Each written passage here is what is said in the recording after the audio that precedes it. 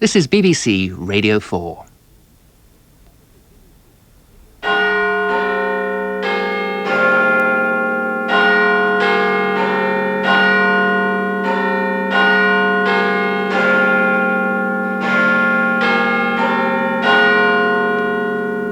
The World at One. This is Nick Clarke.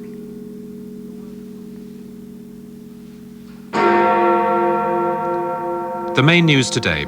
The Labour leader John Smith has died after a heart attack. Mr. Smith, who was 55, collapsed with chest pains at his London flat. He was taken to St Bartholomew's Hospital, where he died at 9:15. The Queen has led the nation's tributes, conveying her sympathies to Mr. Smith's widow Elizabeth. The Prime Minister said he was deeply shocked and saddened. We'll have tributes from leading Labour politicians, including Neil Kinnock and Lord Callaghan, and there will be a full news summary later in the programme. John Smith's sudden death robs the Labour Party of a leader who had brought unity after years of opposition, transforming its electoral prospects. Many opinion surveys and commentators had been suggesting that victory at the next general election might be his. Mr. Smith had a history of heart disease, but after a heart attack in 1988, he seemed to have made a full recovery. Last night, he gave an ebullient speech at a Labour fundraising dinner in London. Details of his final illness were given after his death at St Bartholomew's Hospital by Professor Mike Besser. At 8:05 this morning, Sir John Smith collapsed at his home in the Barbican, where immediate resuscitation was attempted. We believe he had a massive heart attack. An ambulance was called and arrived at 8:15. The ambulance arrived at St Bartholomew's Hospital at 8:40 a.m. Resuscitation attempts, which had commenced prior to arrival, were continued at Barts. Despite full medical attention to Mr. Smith, he was pronounced dead at 9:15 on the 12th of May. We extend our sincere condolences to Mr. Smith's family. The Queen has sent a message of sympathy to Mr. Smith's widow Elizabeth. For the time being, Margaret Beckett will act as leader of the Labour Party. Parliament is to be suspended as a mark of respect this afternoon, immediately after hearing a statement from the Prime Minister. The news of John Smith's death has stunned the Labour Party. The former Labour leader and Prime Minister Lord Callaghan said his feelings were of overwhelming sadness. John Smith's death is an immense loss to the nation and to the Labour Party, for he possessed all the qualities to become an outstanding Prime Minister with his great integrity and his deep understanding of the British people. We can ill afford to lose men of such excellence from our public life. Mr. Smith's predecessor as party leader, Neil Kinnock, said his death was an appalling loss. This is a man who was fit in all senses to lead us into the future, and that's part of the reason for the awful sense of loss that seizes the party and indeed all John's friends now. He was a fine and loyal friend and a generous man, and he had characteristics that are not on public display, which won him loyalty and support, but affection too, including, of course, his terrific sense of humour and friendliness. Tributes have also been paid by political opponents of Mr. Smith. John Major said he was deeply shocked and saddened, and in a statement he described him as an outstanding parliamentarian and leader of his party. Lady Thatcher said Mr. Smith's death was a dreadful loss to the country. I will best remember him when he got up, and a good, lovely voice with a lovely, soft Scottish accent, but always something worthwhile to say. And I think, as a thoroughly decent person, you know, it's always very important to have in politics that really fundamental sense of what being British meant. And he was all of that. The leader of the Liberal Democrats, Paddy Ashdown, said the country had lost a man of honour and a leader of integrity. Well, I mean, I'm devastated by it, as everybody must be, who knew him or who had, as so many people across all parties in Britain have, great respect for him. Progressive politics have suffered a terrible loss today. Paddy Ashdown. John Smith's shadow cabinet team has until today been enjoying a period of great good cheer, with a huge opinion poll lead and a successful local election campaign completed. The shock for them today is clearly acute, and Tony Blair was overcome by the news. It's just heartrending news. It's going to devastate everyone who knew him.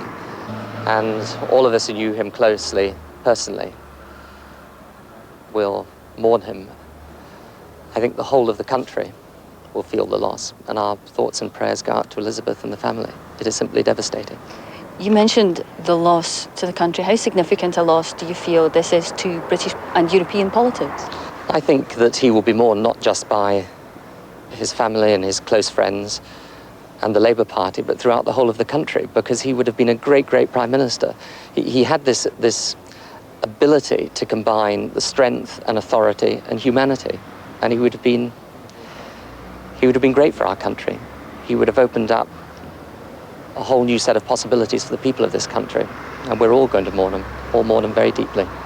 Tony Blair talking to Christine Jardine, and I'm joined from Westminster now by another of Mr. Smith's inner circle, the Shadow Transport Secretary, John Prescott. Mr. Prescott, I suppose this is even more difficult to cope with because it came from nowhere. Yes, I mean, I spoke to him last night at midnight, and it's all the harder when you think that this man who's associated, as you see, with the great qualities by everybody of all political parties, decency, honesty, integrity, courage, conviction. Very few people get these descriptions, and it was his humour as well. I'll forever remember last night the laugh and the joke when he invited me to meet Michel Rocard. And he was talking then after a speech on minimum wage and social justice when other people thought it was unpopular. He thought it was right, and he said it last night. He believed it. And then you had him talking to Rocard about the future of Europe. These two men could possibly be two leaders of great change. He had vision, he had conviction, and to think that those great thoughts and the sharing of those moments with Liz there at the same time, it is just such tragic news to hear today. And he was on cracking form, according to all those who were at that meeting last night, that dinner last night, and all through the election campaign, he seemed to be so vigorous and full of energy. It's that kind of form that those of us around him just know of John Smith. I don't think it always came out at large, the general electorate, but I think they were beginning to get a good sense about it. I think that played an important part in the way people are coming around to see the Labour Party. And, you know, the qualities we talk about, they're the sort of things you want in leaders when the countries are going through tremendous political and social change. John had what you might call that term bottom, that character, that conviction. And British politics, it'll be worst without him, but the Labour Party will have a tremendous loss to have to make up in the coming months and years. But as you've already indicated, he was a tough egg, wasn't he? When he had tough decisions to take, he took them. He was prepared to take on the unions and fight through what he thought was right. You're talking at the moment about a minimum wage. He didn't shy away from these things. No, he didn't. That's what was so great about him. I disagreed with him so many years ago when he voted for Britain to go into Europe. He was one of those who rebelled against the Labour Party. I was on the other side. I was very angry. But he had conviction and belief about that. He was the same about minimum wage. And they're the qualities that people liked about him. But he had the humour to carry with people. Some people, when you disagree with them, you feel strongly about them. He'd come up and have a drink and have a laugh with you. And he might have called you into the Shadow Cabinet room. That happened to me on occasions. And he'd let you know how he disagreed with you. You never had any doubt where you stood with John Smith. In fact, that's one of the great things I admired about him. But grudges weren't born. I mean, the fact that you disagreed didn't hang over. No. He could laugh it off. He'd continue to disagree with you. But he'd have you in for a drink. He had that great humour. There were great qualities. They rarely come together in one person. He had all of them. And I hear people talking now about he would have made a great Prime Minister. I have no doubt about that. When I uttered those words at conference about give this man trust, it was that kind of conviction, that view that everybody is now expressing but wasn't so readily seen last year. And I think we've lost such a great man, a man who was going to make such a contribution, and the Labour Party and the country at large will be the worse for it. John Prescott, thank you. Thank you. Just before we came on air, I spoke to Mr. Smith's predecessor, Neil Kinnock, and he told me he'd always been sure that John Smith was the right man to succeed him. The scale of the support for him and the suddenness, the immediacy of the scale of support showed that my view that he was virtually the automatic successor was very, very widely shared. And I think that in the months since that, it isn't even years yet, the months since that, he's demonstrated that the confidence placed in him was absolutely justified. You've known him for a very long time. You were there when after he'd suffered his heart attack, the decision had to be made as to what he would do back in 1988. Did he ever have any serious doubt about returning to the fray? Was there a time at which he thought to himself, no, I can't go on with this?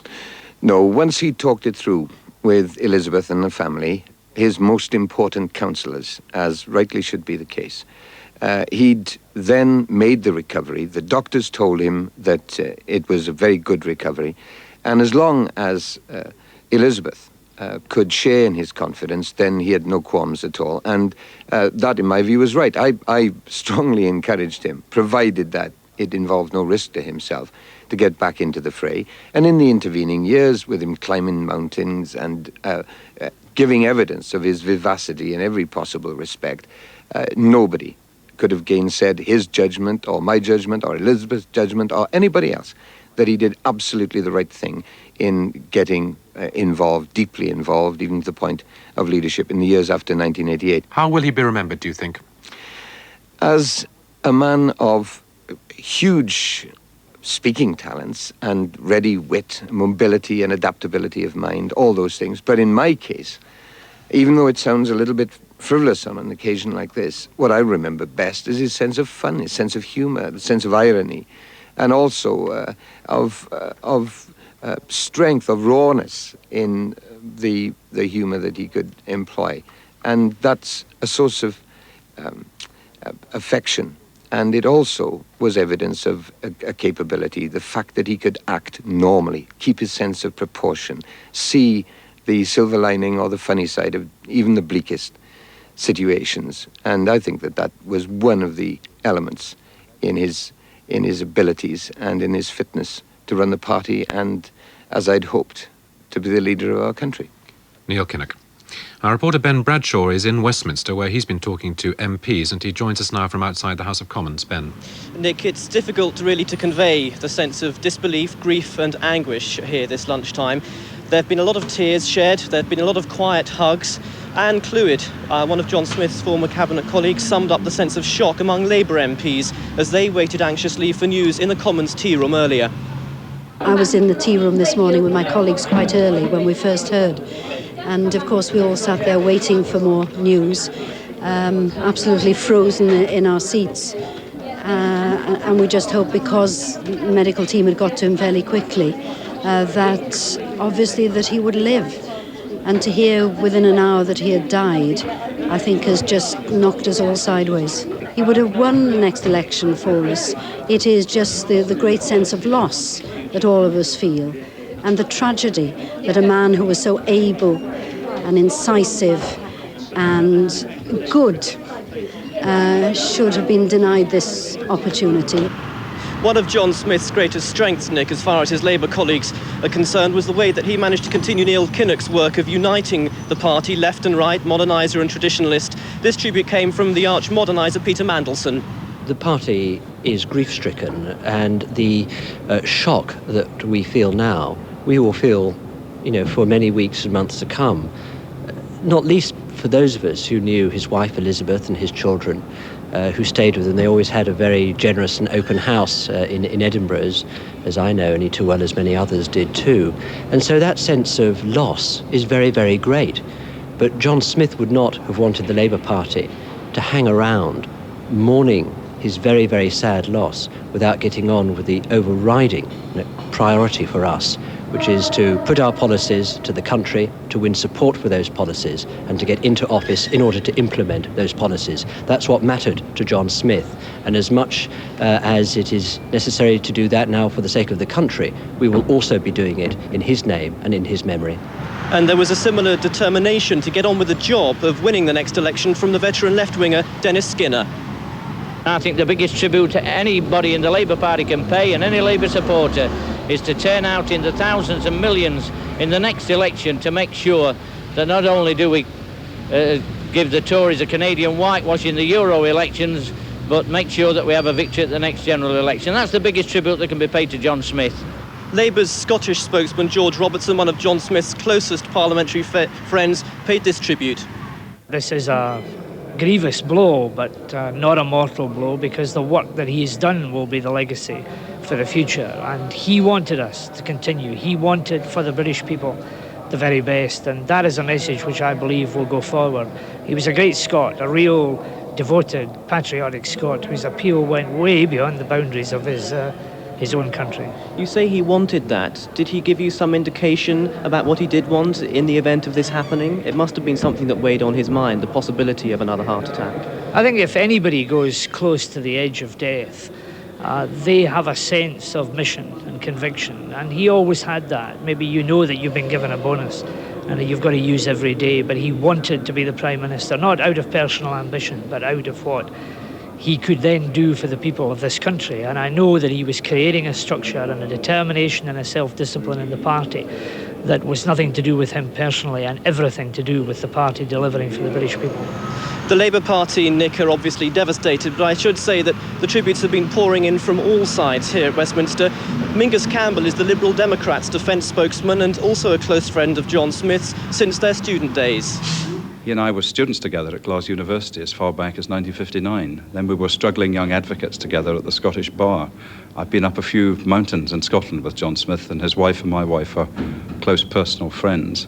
Our lives were quite closely linked. Although we were in different political parties, we shared a lot of the same political ideas and objectives. I think John Smith suffered a great sense of frustration in politics because he believed that the Labour Party should have been in government rather more than it has been in recent years. And he was essentially pragmatic. He was determined to run the country if he became Prime Minister in the same efficient and effective way that he had been able to run the Labour Party. One thing that the country has lost, I think, is someone who, given the opportunity at number 10 Downing Street, would have made the country run in an effective and an efficient way. Mingus Campbell, the Liberal Democrat, Nick, and that's the mood here in Westminster. Back to you in the studio. Thank you. That was Ben Bradshaw in Westminster. John Smith came from what for the Labour Party was a rich seam of talent in Scotland. A member of the Labour Party since the age of 16, he first contested an election in a Tory stronghold, Fife, in 1961, surprising himself, he said, by beating a Liberal into third place. His breakthrough came 10 years later when he won North Lanarkshire for Labour in 1970. With boundary changes, he's been since 1983 the member for the Edinburgh seat of Monklands East. Our political correspondent Nicholas Jones looks back at Mr Smith's achievements. In those fateful months surrounding Labour's fourth election defeat in 1992 and the immediate resignation of Neil Kinnock, John Smith was the immediate choice to succeed him as leader. Within months, Mr Smith was backed by the overwhelming vote of a special conference, pledging to take his party out of the long wilderness years of opposition. It is not my wish nor my intention to lead for long a party of opposition.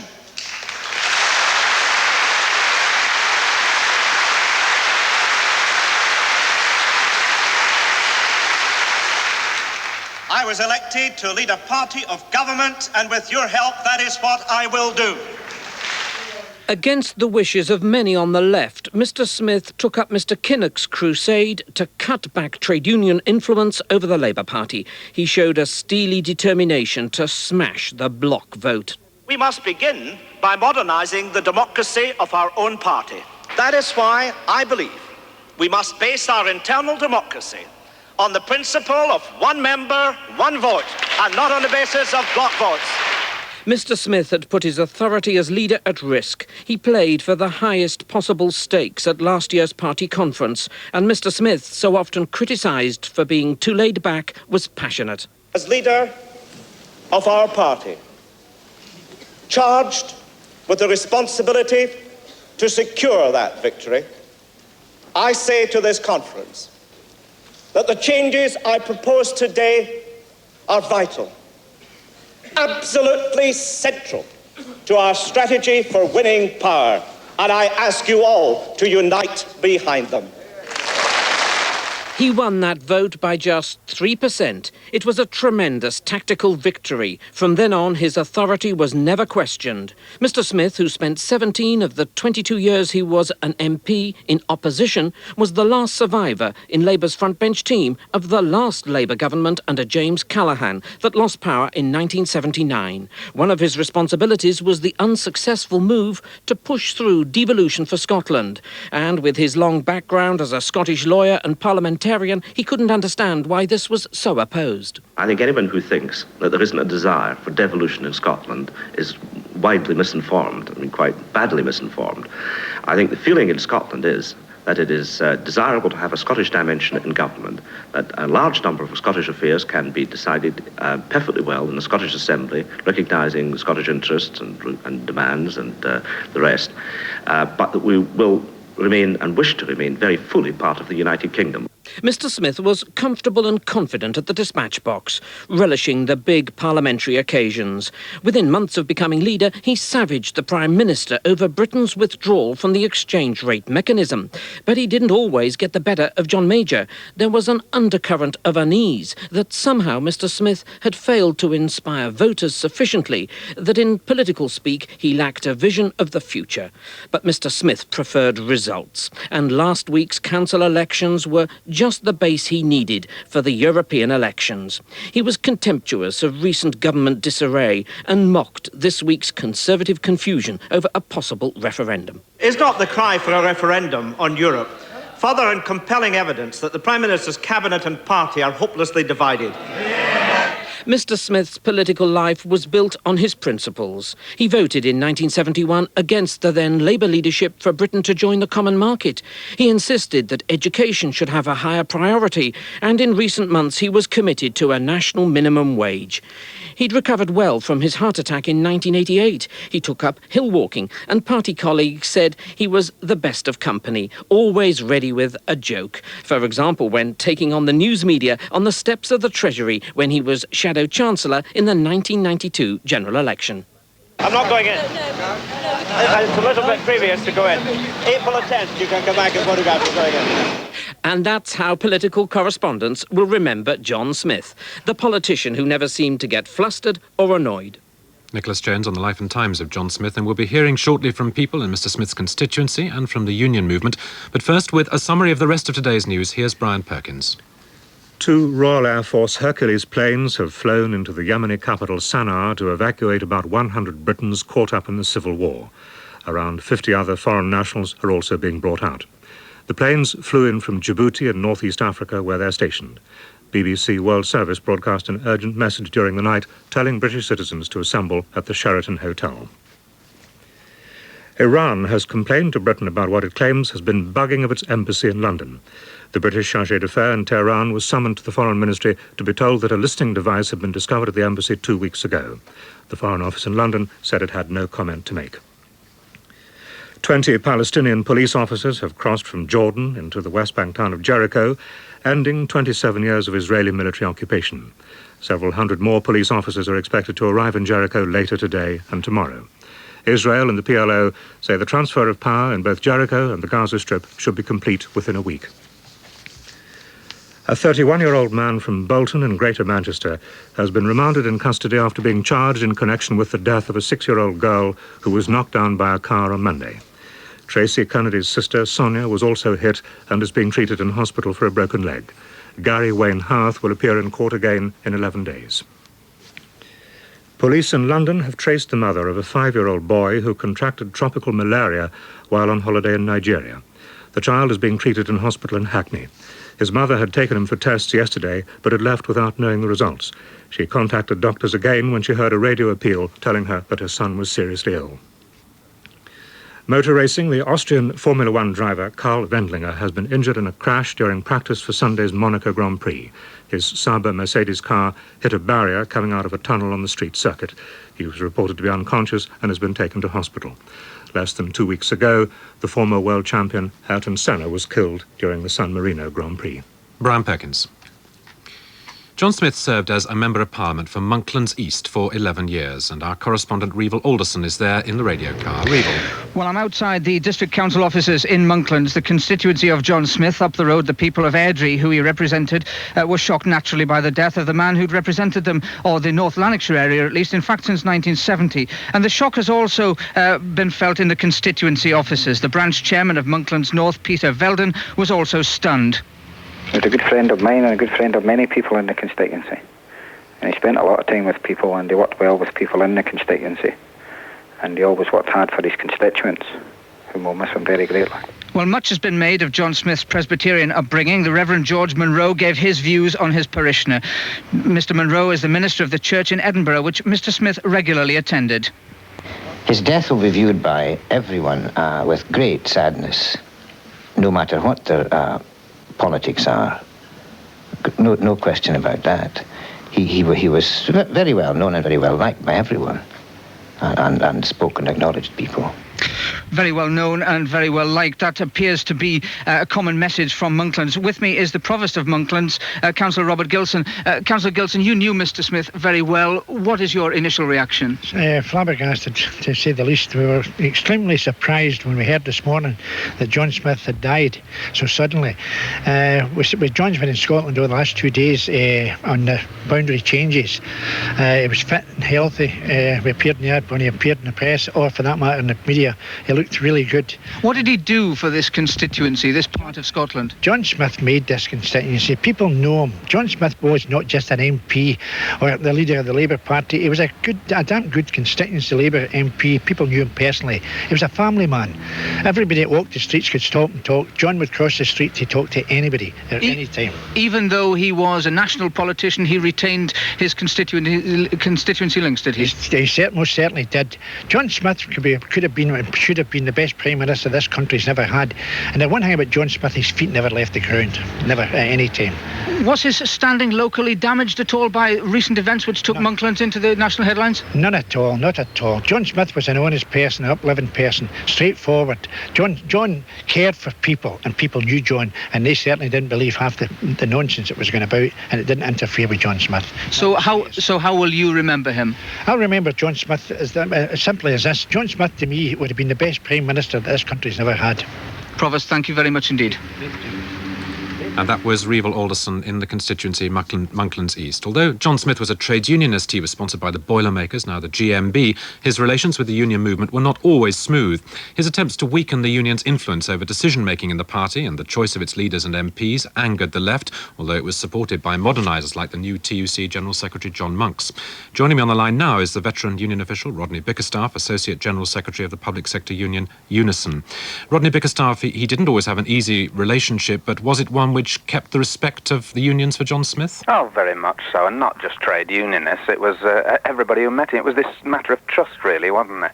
He wasn't a shifty person, not loud. He wasn't megaphone man. He had a sort of steady way about him, and I don't like the old one, you know, he was a bank manager or a doctor.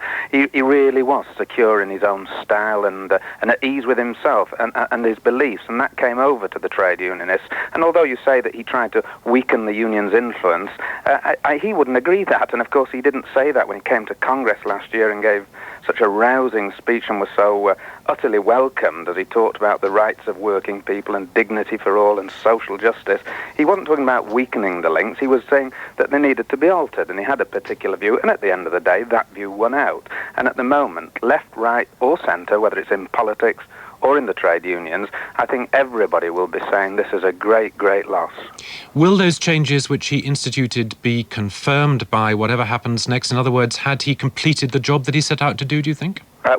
And it won't be completed, of course, until we got the sort of society that John Smith believed in and worked for. But in terms of the party, its relationships with the unions, the face that it was going to give to the world, yes, I mean, that is set. And it's clear that at the local authority elections and in the Euro elections to come, and of course at the next general election, much of the work that he did will be remembered. When the victories are recorded, his memory will be bright, and that's a fact. What was the trick then? Because it wasn't easy, was it? I mean, you talk about a period of change rather than weakening, but that's how it was seen by many people. What was his trick in being able to pull this off, go to the conferences, you say, and have such a rousing speech so well greeted? Yes, well, I don't think it was a trick, because that again sounds as though there's a sort of shallowness about it. He really did have a vision, and there's one word that I have about John Smith, and that is decency. He was a decent person. Obviously, he wasn't a saint or an angel, but he was one of the most decent of human beings, and that came over loud and clear. He said to people, this is what I am, what you see is what you get, I'm honest, I'm straightforward, I'm not a whizzy kid, I'm not a showy person, trust me, believe in me, and at the end of the day, I say again, left or right, it's not just a question of rewriting history. People will say this is a great leader lost, whether it's the trade unions or the Labour Party, Britain, Europe or the world, and I believe it's a great sadness when we see in South Africa Nelson Mandela actually get into his promised land, that John Smith will only see it through the eyes of the people that he's helped. Rodney Bickerstaff, thank you. When news of Mr Smith's death reached the Scottish Tory Party conference in Inverness, there was a minute's silence before the session was suspended until this afternoon as a mark of respect. And despite the sense of shock and disbelief that a leader so vigorous should suddenly be lost, the Labour Party doesn't have the luxury of a long period of quiet respect and mourning. The European election campaign is less than a month, or the election is less than a month away, and Mr Smith's deputy, Margaret Beckett, will take over as the party leader while the party decides how to choose who should succeed John Smith for the long term. On the line from Westminster is our chief political correspondent, John Sargent. John, for people like you who've been close to Mr Smith over the years, reporting his every move, this must be a very difficult day as well. Yes, it is grim. I think whenever you get someone of his stature suddenly wrenched away, it is like some sort of awful accident that's happened, and that you can't underestimate the sense of shock right across Westminster, people of all parties, people shaking their heads in groups, people walking past each other, people putting arms around each other saying, isn't it awful? And it is that sense. It's like a village here, and that when one of the big members goes, it is just everyone feels that sense of, that's it, loss. We've lost someone, we've lost a great participant. But it is right to say, isn't it, the Labour Party simply has to move quickly, however difficult it may be. Well, I think they're anxious not to move too quickly. What they've decided straight away, or they're going to formally decide later today, is that Margaret Beckett will continue as acting leader until after the Euro election campaign. Then the National Executive Committee will decide whether or not there should be a special conference, or whether they will leave it until the annual conference before electing the new leader. The procedures have been well laid down. They've changed recently, but the procedure is there, and they will have to decide, as I say, whether or not to have a long campaign right through to October till the autumn, or whether to go for a special conference earlier on. John Sargent, thank you. And as John indicated, many of Mr Smith's friends and colleagues will find it hard to concentrate on mundane matters like elections, and have urged the party to respect his memory in this difficult period. I spoke to health spokesman David Blunkett, who, along with many of the shadow cabinet, was at that dinner with Mr Smith last night. I've never known anyone put such an effort in as John. He'd been to every part of the country. He'd been involved in campaigning literally every day. And I know in speaking to Elizabeth last night that she was concerned that he was in fact tiring himself and giving everything. I think he's given his life for the Labour Party. And bearing in mind what he's achieved so far, you don't have the luxury of being able to wait and pay respect, do you? You have to move quickly. The party cannot simply allow things to rest. We have to move with dignity and with respect. We need to ensure that we continue what John Smith started, which was a collective team leadership. We can do that. We can ensure that we honour his memory, and that we continue that European election campaign that he was leading so strongly. We can do that without infighting and without difficulty. David Blunkett and the former Chancellor Denis Healey, now Lord Healey, said Mr Smith's death was a tragic loss to the country. I asked him how the party could begin to fill the vacuum. Well, I think the most important thing really is that the Parliamentary Labour Party should choose a new leader as soon as possible, and should choose as leader somebody whom the conference will endorse this autumn. I think also, too, the possibility that this sort of thing can happen, that a man can die between conferences, makes the present constitutional arrangements for choosing a leader more damaging and dangerous than ever. And I think that the conference should endorse the parliamentary party's choice next autumn, and then should amend the constitution so that in future the choice of leader goes back to where it always used to be, with the parliamentary party. Because, of course, in these circumstances, there's a danger of a vacuum until come October. Why, particularly with the European elections coming up in a month's time, the gap should be filled immediately, next week. And who would you like to see fill that gap? And I know it's very early to say, but as you say, the urgent need is urgent. Damaging to my candidate, but my own feeling is that the people who are best suited to lead the party into victory are two very different people. Tony Blair, who has immense charisma, I think, and particularly appeals to the younger generation, and someone who in some ways is his opposite, John Prescott. But I think they would be a very good team, and I think that Tony probably would be the best leader of the team. Lord Healy. And joining me now is the Guardian columnist Hugo Young on the line and the political commentator who's in the studio here, Peter Kellner. Peter, we heard David Blunkett suggesting that a succession might be possible without infighting. The Labour Party's never managed that before, really, has it? I mean, would it be possible this time, do you think? It depends what you mean by infighting. If you mean an unseemly and scrappy contest, I think they may be able to avoid that. But I think this contest will see the kind of clash of ideas we didn't really see when John Smith took over. Although we did have a battle against Brian Gould, everybody knew John Smith was going to win by a mile, and therefore the argument about Labour's future never really took off. I think it may take off this time, which makes this summer a moment of great danger, but perhaps, in the worst possible circumstances, also a moment of some opportunity for the Labour Party once it gets over the trauma of today's news. Hugo Young, what do you think? I think that if they do have a long summer of this, it's going to be extremely damaging to the party. I think there must be many MPs looking at, maybe even outside the Parliament, who look at Dennis Healy's view and think that he really ought to be right, and that the Tory method, although in many ways, as we saw, we're continuing to see a sort of provocative of a great deal of instability, the actual method of electing the leader, conducting it fairly swiftly, is something which the Labour Party ought to try to reinvent, because I'm quite sure that if we have a long argument, whether it's between Blair and Prescott, Gordon Brown coming in, Robin Cook coming in, all these familiar names, then the kind of momentum which Labour has now established and the corner into which they box the Tories, that's going to be lost. Peter Kellner, in what state has John Smith left the party? Obviously the polls say one thing, but is that a fair reflection of the way the party stands today? Well, the state of a party has two components, its internal condition and its external reputation. Externally, the Labour Party is actually doing extremely well. It has more local councillors than ever before. It has sustained a big opinion poll lead, 15, 20 points, every month for a year now. Now, it has never, in its history, been this far ahead for so long, and I think that is significant. As to its internal condition, John Smith went halfway last autumn towards completing the democratic reforms that Neil Kinnock started. It hasn't quite got there yet, but it's getting there. It is more solvent than before. So although maybe we would say the Labour Party is in a perfect organisational or membership or financial condition, it's more healthy than it's really been for, I would say, 15 years. Hugo Young, what about those criticisms that have been around for many months now, that the party had been too quiet, John Smith had been too quiet, that he'd been almost complacent, really, with the lead that the party had? Are we going to hear that resurface now in terms of what the party should do next? Well, I think that the tragedy is also, or will at some point be seen to be, a sort of opportunity, because it's not going to be possible to have a leadership contest in which people keep quite so quiet as John Smith did in his time as leader about the sort of vision he would like the Labour Party to embody.